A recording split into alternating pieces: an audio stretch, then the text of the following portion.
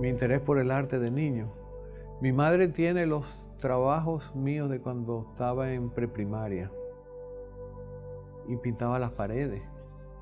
Y me metía en la cocina y tomaba todas las ollas y las tapas y hacía como batería.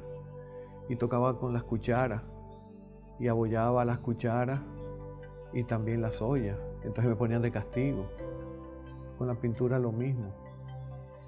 Desde muy muchacho, todavía era menor de edad, 16, 17 años, yo tenía una concepción en términos de la creación.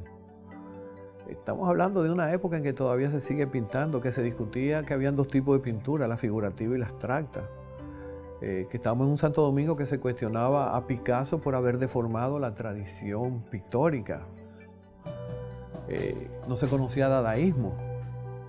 Pero ya yo tenía una concepción de que el arte en términos de su creación, la plástica, no tenía que representar nada del mundo, sino que a través de su capacidad del color, la forma, composición, variante, podía decir verdades, verdades personales y trascendentes, no anécdotas. Yo pienso que nosotros como continente, o sea, es todo poblado por amerindios, después llegan los europeos, después llegan los africanos y después nos llegan en los procesos históricos de migraciones del mundo entero. En estos días daba una conferencia para las escuelas asociadas de UNESCO y cuando llegó la parte del brindis le dije, bueno, van a tener una culinaria muy particular porque por la emigración árabe, aquí hasta los años 80 se vendía quipe por las calles. El quipe es árabe. Si van a algún sitio de comida criolla, le van a vender espaguetis como comida criolla, ¿no? Toda la cultura se va uniendo y todos nos vamos dando aporte, aunque mantengamos nuestros aspectos fundamentales.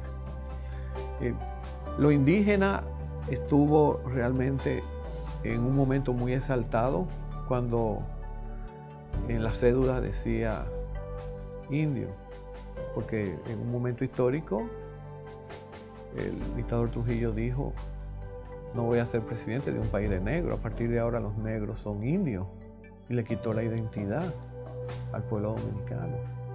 Durante muchos años ha costado el que el dominicano como negro se asuma como tal. Es tanto así, por ejemplo, que nosotros vamos caminando por la calle y oímos una música y bailamos. Y seguimos caminando, porque es natural. Con lo indígena pasa lo mismo. Tenemos cantidad de vocablos indígenas, de lugares geográficos, de tradiciones culinarias, pero que no habían sido puestos en su justo valor. Por suerte tenemos una generación joven que están dando un aporte realmente significativo en la auténtica búsqueda y de poner en su lugar esos valores patrimoniales.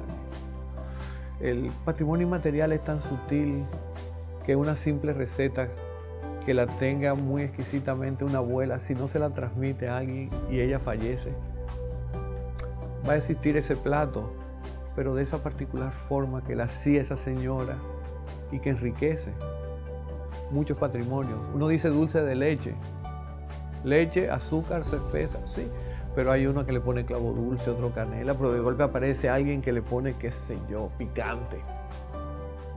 Entonces son formas, entonces hay muchos. Se genera en un gran nombre, pero hay muchos. Y ahí es donde está la riqueza de un país. Y esa es la riqueza que yo creo que nosotros debemos seguir preservando, valorando y poniendo en su justo lugar.